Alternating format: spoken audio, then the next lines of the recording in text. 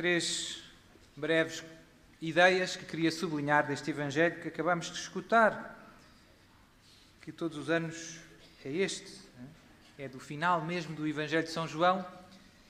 A primeira é: os discípulos estavam no lugar do cenáculo, com as portas bem fechadinhas, com medo dos judeus, diz o evangelista São João. Estavam cheios de medo, tinham acontecido tantas coisas, não sabiam o que fazer. E Jesus vem, colocou-se no meio deles: a paz esteja convosco, mostrou-lhes as mãos e o lado, e eles ficaram cheios de alegria. Quando percebemos que Jesus está vivo e que está connosco, o medo vai-se embora. Esta era a primeira ideia, porque todos experimentamos alturas de mais dificuldade, mais desânimo, de que parece que estamos sozinhos. Parece, mas não é verdade. Às vezes sentimos-nos sozinhos, mas é só um sentimento que não corresponde à verdade. Jesus lá está connosco. Às vezes há aquela oração, não sei se penso que já muita gente ouviu falar das pegadas na areia, né? Que havia 2 pares de pegadas, mas nos momentos mais difíceis da minha vida olhei para trás e só vi um par de pegadas. Às vezes parece que estamos sozinhos e depois Jesus mostra-nos, mas nesses momentos era nos momentos em que eu te levava ao colo, eram só as minhas pegadas. É importante nunca esquecermos esta verdade. E hoje há muita gente que se sente sozinho. Às vezes até estão rodeados de imensa gente. Estão casados, têm filhos, trabalham, mas sentem-se sozinhos. Nunca estamos sozinhos. Uma das frases que se tornou bem famosa do Papa Bento XVI era: quem acredita nunca está sozinho. Pronto, portanto, nunca nos esquecermos desta verdade. Jesus está vivo e está sempre connosco. Hoje de manhã também insisti um bocadinho neste ponto.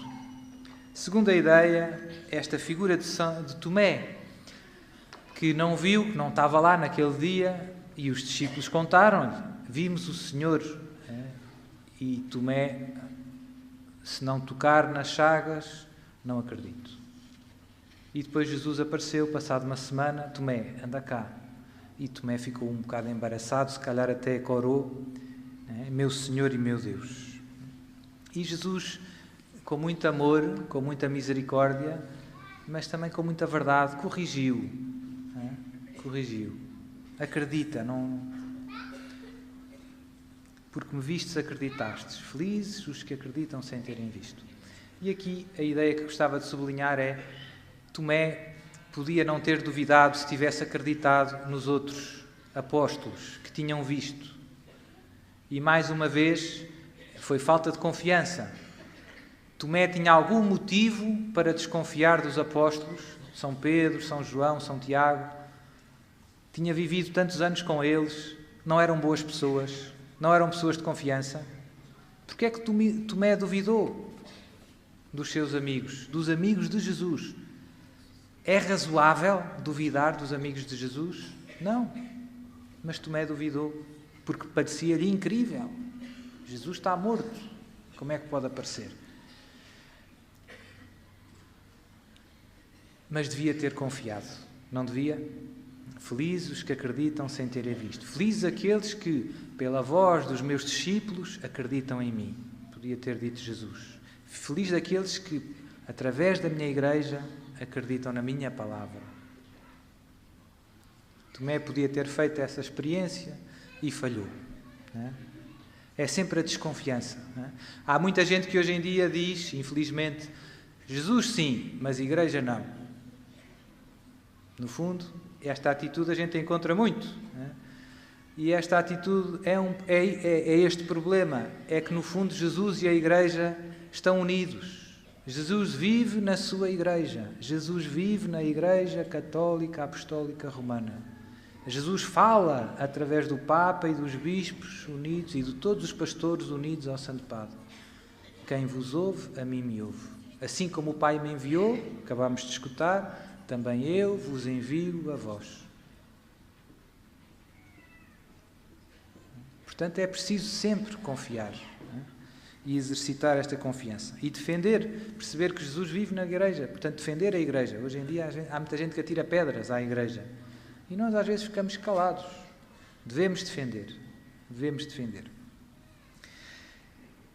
E a terceira ideia, Jesus instituiu nesta passagem, nesta aparição aos seus apóstolos, o sacramento da confissão, que tem tudo a ver com a festa da misericórdia, que tem tudo a ver com o ano da misericórdia. Podíamos chamar a confissão o sacramento da misericórdia. Jesus chama a fonte de misericórdia. Já vamos ver algumas passagens. Recebei o Espírito Santo àqueles a quem perdoardes os pecados, ser-lhes-ão perdoados, e àqueles a quem os retiverdes, serão retidos. Jesus quis dar o poder de perdoar aos pecados aos homens, aos apóstolos. Os apóstolos transmitiram este poder aos seus sucessores, aos bispos e aos sacerdotes. Há muitas pessoas que dizem: Sr. Padre, eu confesso-me diretamente a Deus. Quem é que já ouviu isto alguma vez? É uma coisa que está aí, é um vírus que anda por aí à solta. Eu confesso-me diretamente a Deus. O Padre é tão pecador como eu, é um homem como eu. É verdade, até pode ser mais do que tu. Mas Deus quis dar aos apóstolos, Jesus quis dar aos apóstolos e aos seus sucessores o poder de perdoar os pecados. O poder, obviamente, vem de Deus. Só Deus perdoa os pecados. Mas Jesus quis deixar esse poder aos apóstolos. É tremendo. Deus deu um poder tremendo, mas é como o poder de consagrar a Eucaristia. Nenhum homem consegue, só Deus. Jesus quis deixar. E por isso, se tu acreditas em Jesus, não faz sentido dizer: eu acredito em Jesus, mas confesso-me diretamente a Deus. Porque se acreditas em Jesus, acreditas no que Jesus disse. E Jesus acabou de dizer: àqueles a quem perdoardes os pecados, ser-lhes-ão perdoados. Àqueles a quem retiverdes, ser-lhes-ão retidos. Quem acredita em Jesus, acredita nos sacramentos. Porquê? Porque todos os sacramentos foram instituídos por Jesus de Nazaré. Quem é que disse: fazei isto em memória de mim? Foi Jesus. Quem é que disse: àqueles a quem perdoardes, ser-lhes-ão perdoados? Foi Jesus. Quem é que disse: ide e batizai em nome do Pai, do Filho e do Espírito Santo? Foi Jesus. Portanto, tudo nasce da nossa fé em Jesus e da nossa confiança em Jesus. Quem acredita em Jesus, acredita no poder dos sacramentos. A misericórdia de Deus, Deus quis que a sua misericórdia entrasse nas nossas vidas, nos nossos corações, através dos sacramentos. Deus quer perdoar os meus pecados, se eu tiver arrependido, sim, mas através da confissão. Os pecados graves cometidos depois do batismo. Portanto, é muito importante percebermos isto. Outro problema que vemos hoje, outra ideia errada, uma distorção do que é a verdadeira misericórdia, é pensar: Sr. Padre, Deus é bom, no fim vamos todos para o céu. Também já ouviram esta conversa ou não já? Sr. Padre, Deus é bom, Deus é misericórdia, portanto, tanto dá como deu. No fundo, há muita gente que pensa que o céu está no papo, é certinho. E isso é mentira. É mentira. O céu não é certo. Deus quer que todos sejam salvos. Jesus morreu na cruz para que todos os homens possam ir para o céu, sem exceção. Mas é preciso que nós acolhamos esta misericórdia e que nos arrependamos dos nossos pecados. Imaginem que o filho pródigo, não quer voltar para casa. O pai foi atrás dele a correr. O pai estava pronto para acolhê-lo, se ele se quisesse arrepender. Há muita gente que não percebe isto, que acha que o filho pródigo, se esbanjar tudo, se não se arrepender e morrer a dizer mal do pai, vai para o céu à mesma. Não. Não. Senão a nossa liberdade era uma palhaçada. Senão esta vida era uma palhaçada. Era indiferente fazer o bem ou fazer o mal. Se o resultado fosse igual para todos. E Deus é misericordioso e justo. Onde é que estaria a justiça? Uma pessoa viver que nem um bandido, não se arrepender e receber o mesmo. Não está certo, não é? É preciso o arrependimento para acolher a misericórdia de Deus nas nossas vidas. Jesus falou do inferno no Novo Testamento, sim ou não? Mais de 20 vezes. E hoje em dia há pessoas que dizem que o inferno não existe. Isso é uma invenção, Sr. Padre. O inferno não existe. Existe. Se acreditas em Jesus, acreditas que existe o inferno. Não é? Jesus diz, Evangelho de São Mateus, afastai-vos de mim, todos vós que praticais a iniquidade. Ide para o inferno, preparado para o demónio e os seus anjos. O inferno existe. Não é?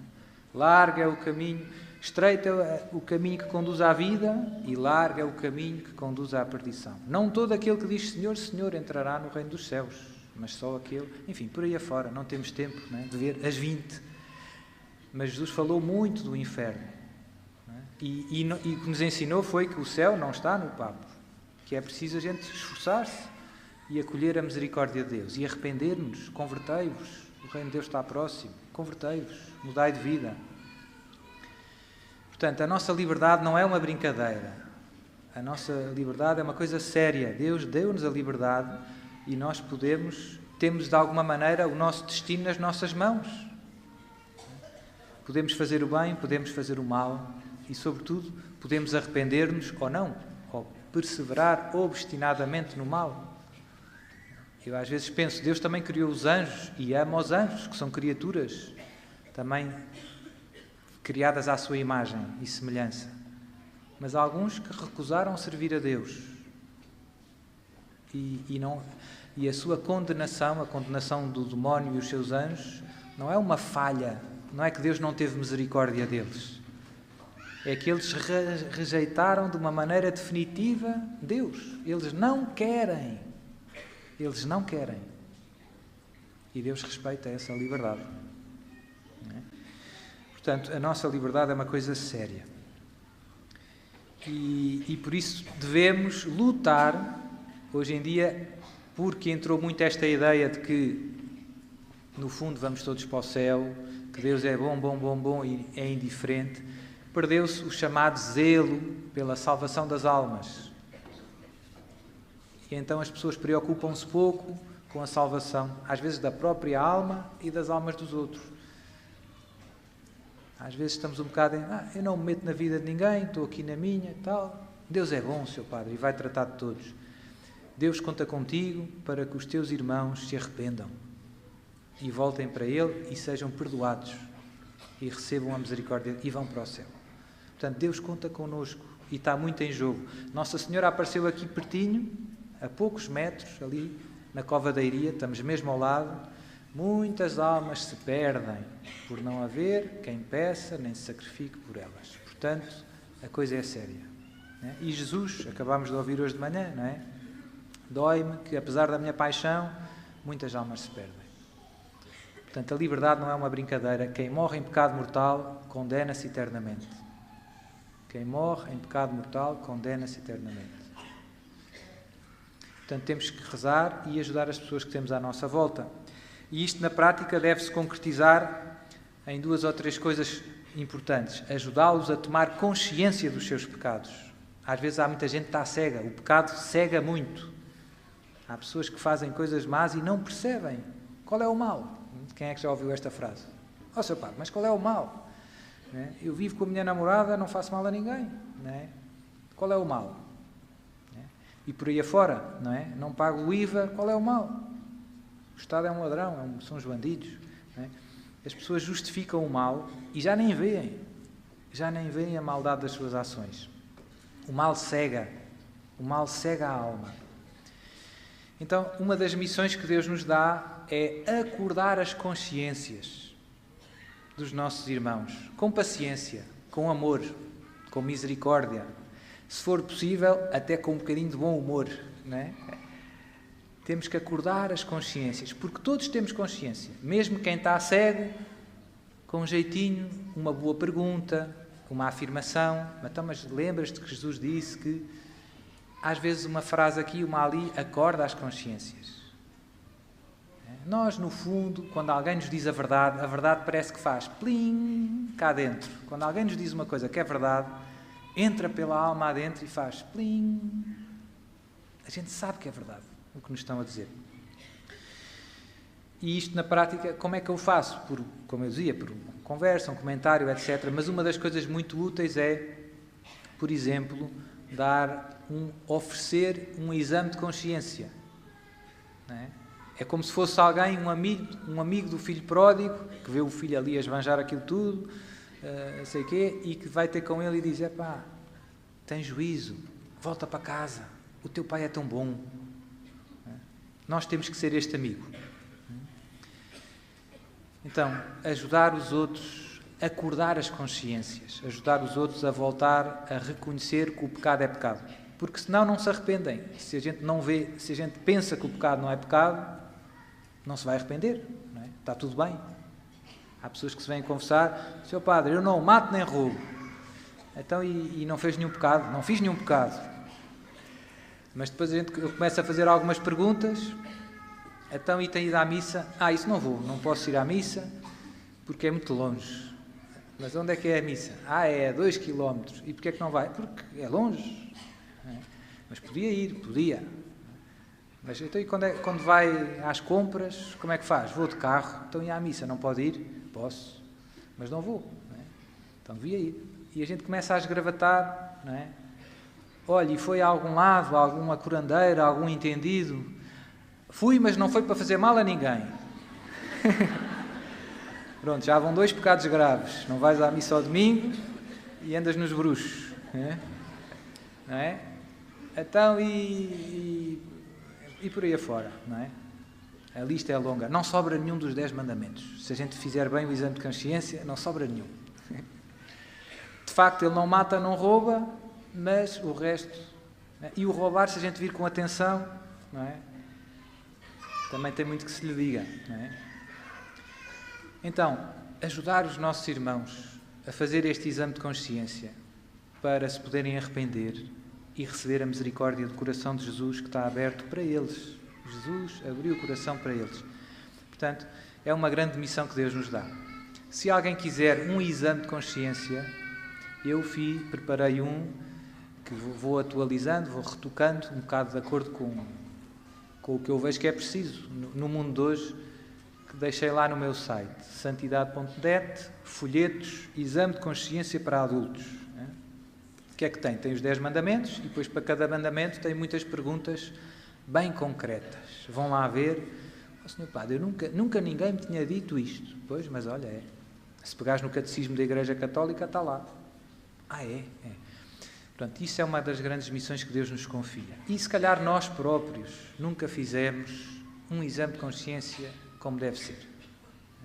Ficamos sempre ali. Confesso-me como me confessava quando fiz a primeira comunhão. Vou lá, falta de paciência, às vezes algumas distrações na oração, e depois as coisas importantes não dizemos. Não é? As coisas mais graves, não é? Estou a viver junta, como eu dizia, com o meu namorado, ou não sei o quê, ou não sei o que mais, falo mal dos meus colegas e não sei o quê. Isso não fica, e isso é o mais importante, é isso que devíamos confessar arrependidos. Se falha o arrependimento, falha o mais importante na confissão. Àqueles a quem perdoares os pecados, ser-lhes-ão perdoados, e àqueles a quem os retiverdes, serão retidos. A confissão é muito importante. Em várias aparições, Nossa Senhora pede que as pessoas se confessem com frequência. Uma vez por mês, numa das aparições, Nossa Senhora disse: não há nenhuma criatura na terra que não precise de se confessar pelo menos uma vez por mês. Eu sei que nós não estamos muito habituados, mas devíamos habituar. Mas noutras aparições Nossa Senhora diz mesmo, mais frequente: quem quiser ser perfeito, confesse todas as semanas. Eu sei que há aí várias pessoas que vão dizer: Sr. Padre, eu até me quero confessar, mas não é fácil arranjar padre. Tem que ir a Fátima. Em Fátima há sempre, graças a Deus. É um presente de Nossa Senhora. Mas é importante. E é engraçado. Eu fiz muito esta experiência há uns 20 anos, mais ou menos. Quando tinha 19, 20 anos, comecei a fazer os primeiros sábados. Comecei a rezar o terço, porque Nossa Senhora pediu em Fátima, todos os dias, foi mesmo. E depois, outra das coisas que Nossa Senhora pediu em Fátima foi os 5 primeiros sábados. E Nossa Senhora é sábia, como as mães. faz uma grande promessa, quem fizer os 5 primeiros sábados vai para o céu, e os 5 primeiros sábados é comungar, confessar-se, comungar, rezar o terço e meditar 15 minutos nos mistérios do Rosário. E então eu fiz um primeiro sábado. Eu confessava-me, antes disso, 2 ou 3 vezes por ano. Não é? Porque, graças a Deus, na igreja onde eu ia muitas vezes à missa, havia um padre mais velhinho que durante a missa do domingo, que eram muita gente, ele ficava sempre sentado cá atrás no confessionário e confessava muitas pessoas que estavam na missa cá atrás, sobretudo cá atrás está muita gente, muitos homens de braços cruzados, não é? E então ele estava mesmo ali ao pé, e depois há aquela sensação de que há um que se vai confessar e depois sai, e depois há outro que vai se confessar e depois sai, e depois de repente uma pessoa pensa, então e se eu me fosse confessar? Se calhar fazia-me bem. Portanto, eu confessava-me 2 ou 3 vezes por ano a esse padre velhinho salesiano. Estou muito agradecido a Deus por isso. Foi uma graça grande que não tem mérito. Graças a Deus era fácil. E pronto, e tinha alguma consciência e havia... Pronto, normalmente ia-me confessar mais quando era assim, quando se tinha entornado a louça, digamos assim. Mas aí, tenho que me confessar. Lá ia ao padre velhinho, mas era fácil. Mas com os 5 primeiros sábados aconteceu uma coisa. Fui-me confessar um mês, primeiro sábado, passado. E cheguei ao segundo, primeiro sábado, e eu pensei, e agora o que é que eu vou dizer ao padre? Confessei-me o mês passado, este mês foi tranquilo, tenho andado a rezar o terço e tal, e pensei, agora não me vem nada à cabeça. Né? Aquilo foi ótimo porque eu tive que parar um bocadinho e fazer um exame mais profundo, olhar para a minha vida com mais calma e estar mais atento às coisas mais pequenas. Quem se confessa pouco só repara nos pedregulhos gigantes. Né? Quem se confessa com frequência vê que está aqui uma poeirazinha. Né? Quem está habituado não vê a poeira, só vê o pedregulho. E despeja o pedregulho e vai-se embora. Então aquilo ajudou muito. Fazer os 5 primeiros sábados foi para mim uma grande ajuda no aprofundar e no arrepender-me de muitas coisas que não eram muito graves, mas que também ofendiam a Deus e que impediam crescer no amor a Deus e no amor ao próximo. Foi uma graça grande, os 5 primeiros sábados. E depois, uns anos mais tarde, graças também a Nossa Senhora, sempre Nossa Senhora a guiar-me pela mão, com muita paciência, comecei-me a confessar todas as semanas, antes de ser seminarista. Vocês imaginem o padre, este tipo é doido. Nem eu me confesso todas as semanas. Enfim, mas foi uma grande ajuda até hoje. Até hoje. Graças a Deus. Graças a Deus, graças a Deus, graças a Deus. É um dos sacramentos que mais santifica as nossas almas. Deus na confissão faz 2 grandes coisas, que no fundo são a manifestação da misericórdia de Deus na nossa vida. A primeira é, perdoa-nos os pecados. Mas não fica por aí. Deus perdoa-nos mesmo os pecados. A segunda é, Deus enche-nos da sua graça, Deus fortalece-nos para não pecarmos mais.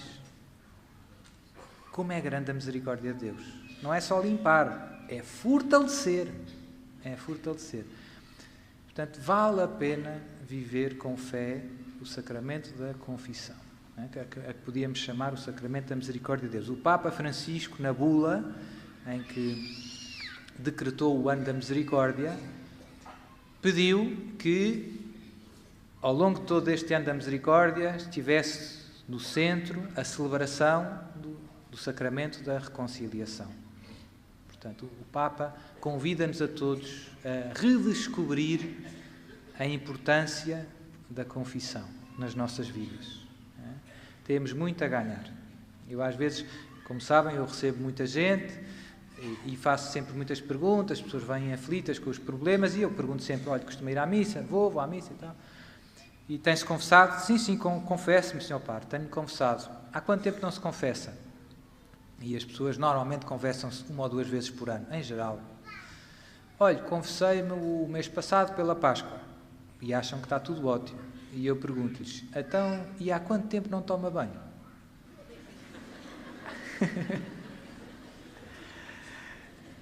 E elas também se riem, não é preciso dizer mais nada. Já passou a mensagem. Nós às vezes temos muito cuidado com a higiene do corpo, tomamos banho, lavamos os dentes, lavamos o cabelo, e ainda bem, não é para deixar de fazer, mas com a alma somos mais desleixados. Não é verdade? Somos mais desleixados. E devíamos ter mais cuidado. Ainda que cheirar bem do corpo é importante, mas cheirar bem da alma é bem mais importante. Não é? Portanto, confissão frequente. O Papa João Paulo II, São João Paulo II, confessava-se todas as semanas. E é santo agora, não é? Mas era pecador também, lutava com aquelas coisinhas, não é? Com a poeira do caminho.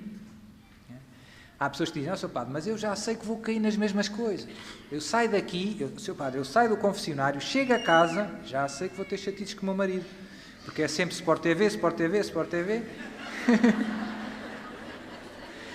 E eu perco a paciência. Mas é verdade que nós, infelizmente, caímos nos mesmos pecados. Infelizmente. Devemos lutar com todas as forças para não cair. Mas se cairmos, não devemos desanimar. É esta a vida cristã. Esta é a fase da luta. E é sempre mais ou menos as mesmas lutas, até à hora da morte. A gente vai lutar por sermos mais pacientes, por sermos mais caridosos, por termos cuidado com o que dizemos, etc, etc. Para não termos medo e sermos corajosos. Vamos ser. Essas são as batalhas de todos os santos. Os santos lutaram, como vocês lutam. Agora, não faz sentido dizer, eu como já sei que vou fazer as mesmas coisas, deixa andar. Olha, junto mais uns, e depois logo vou, para o ano. Imaginem que a gente faz isso com a louça. Eu já sei que vou jantar, olha, não lavo o prato hoje, porque daqui a bocado vou sujá-lo outra vez, não é? É uma lógica da batata, não leva a lado nenhum. Sujou, limpa. Caiu, levanta. Caiu, levanta. As vezes que forem precisas, sem desanimar. Há muita gente que se deixa no chão.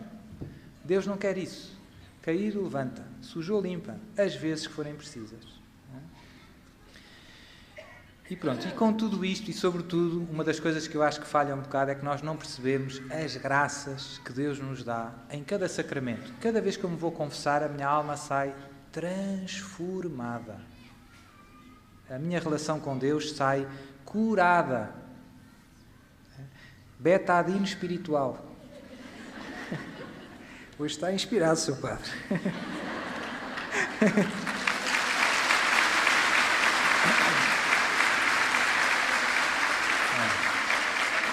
Então, só terminar com mais duas passagens do diário da Santa Faustina, em que Jesus fala mesmo da confissão, muito bonitas e que penso que nos animam ainda mais e reforçam tudo isto que vimos. E diz Jesus: minha filha, quando vieres ao pé dessa fonte da minha misericórdia, que é a Santa Confissão, portanto Jesus fala da confissão como a fonte da sua misericórdia, verte sempre na tua alma o sangue e a água que saiu do meu coração e enobrece-a. Portanto, esta ideia de que a gente recebe a misericórdia de Deus. Cada vez que te aproximares da Santa Confissão, mergulha toda na minha misericórdia com grande confiança, para que possa derramar na tua alma a abundância da minha graça.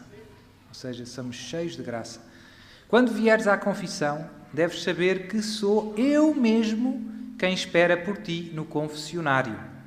Oculte-me no sacerdote, mas sou eu próprio quem atua na alma. É Jesus que perdoa, é Jesus que cura, não é o padre. O padre é um instrumento, é como este microfone. Não dá conferências sozinho, precisa de alguém.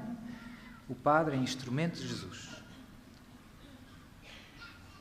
Oculto-me no sacerdote, mas sou eu próprio quem atua na alma. Eu não sei se já experimentaram isto, mas às vezes é impressionante. Eu vou-me confessar a um padre que não me conhece de lado nenhum, digo os meus pecados, ele não sabe, às vezes sequer que eu sou padre, e ele diz-me exatamente o que eu precisava de ouvir. Só Jesus. sabia, mas Deus sabe, não é? E o padre manda lá uma que é tipo penalti. Bumba! Estavas mesmo a precisar de ouvir isto. Em cheio. Tiro no porta-aviões. A gente vê mesmo que é Deus. É Deus que atua. É Deus que atua. Não há outra explicação. É aí que a minha misericórdia... Não, é aí que a miséria da alma se encontra com o Deus de misericórdia, na confissão. Diz ainda às almas que dessa fonte da misericórdia apenas colhem graças com o vaso da confiança. Outra vez, o mesmo tema da confiança. E se for grande a confiança delas, a minha generosidade não terá limites. O que limita as graças é o nosso grau de confiança. As torrentes da minha graça inundam as almas humildes.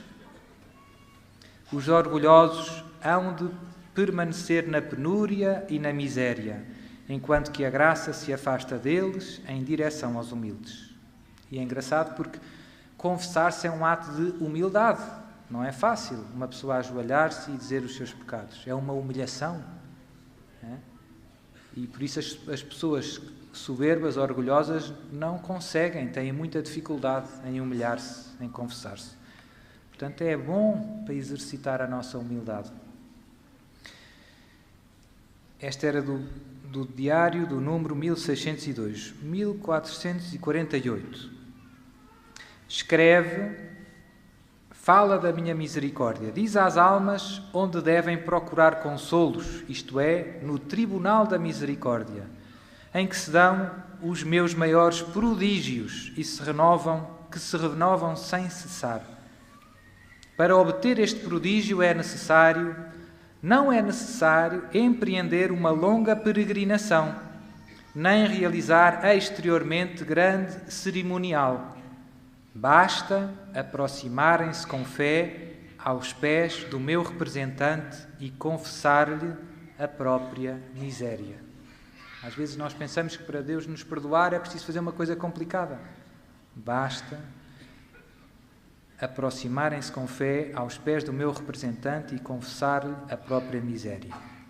O milagre da misericórdia de Deus manifestar-se-á em toda a plenitude, ainda que a alma esteja em decomposição, como um cadáver, e ainda que humanamente já não haja possibilidade de restauração, e tudo se encontre perdido, as coisas não são assim para Deus. A maravilha da misericórdia de Deus fará ressurgir a alma para uma vida plena. Ó pobres, que não aproveitais esse milagre da misericórdia de Deus, clamareis em vão, pois então já será tarde demais. Jesus diz que, no fundo, a alma ressuscita do pecado. Nós chamamos aos pecados graves pecado mortal. E chama-se bem. Porquê? Porque mata, porque há a vida biológica, o coração bate, tum-tum, os pulmões respiram, e há a vida espiritual, que está ligada com a nossa união com Deus.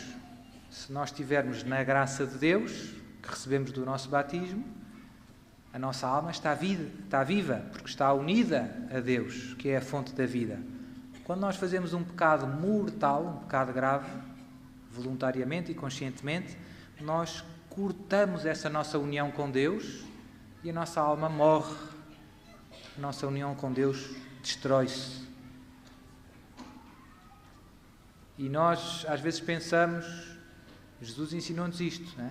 Não vos preocupais tanto com aqueles que podem matar o corpo, mas em perder as vossas almas, com aquilo que pode mandar a vossa alma para o inferno. Portanto, a vida da alma é mais preciosa que a vida biológica. E na confissão Deus ressuscita. Se estiveres morto, se tiveres feito um pecado mortal e a tua relação com Deus estiver morta, Deus ressuscita. Deus ressuscita. É uma maravilha. Se nós pensarmos bem, é uma maravilha. Enfim, às vezes lá nas paróquias, nas minhas paróquias, para acordar as pessoas, eu digo, imaginem que alguém vos dá a escolher entre poderem confessar os vossos pecados e ir para o céu ou ganhar o Euromilhões. Jackpot. Ei, seu padre, agora deixou-me aflito. Não é? O que é que vocês escolhiam, não é? Escolhíamos o céu. Pronto, é fácil dizer, não é? Eu queria ver mesmo. Mas às vezes isto ajuda-nos, estas brincadeiras ajudam-nos a dar valor ao que tem mais valor. A graça que Deus nos dá na confissão não tem preço. O preço da confissão foi Jesus que pagou na cruz. Foi esse preço. É o coração de Jesus aberto. Foi caro. E pagou Jesus por vocês, por mim. Portanto, vale a pena aproveitar. Às vezes nós temos tantas coisas maravilhosas ao nosso alcance e não aproveitamos. Então, queria terminar com isto, não é? Que o Senhor nos dê esta graça de perceber que o sacramento da confissão é um dos maiores tesouros que Jesus deixou à sua Igreja. A seguir à Eucaristia, tesouro. Não é? E que se quisermos ir para o céu, temos que usar estes meios que o próprio Jesus instituiu para nos perdoar os pecados, para nos santificar. Sem confissão e sem missa, estamos perdidos. Não vamos longe. Sem confissão e sem a missa, estamos perdidos. E eu agora acrescentava também, e sem o terço, e sem a Bíblia, e sem o catecismo, e sem a Igreja Católica, estamos perdidos. Portanto, agarremos a estes tesouros e não nos deixamos distrair com tantas coisas que não fazem muita falta na nossa vida. Há muitas coisas com as quais a gente perde muito tempo e que não fazem muita falta, que não nos fazem mais felizes. Que assim seja.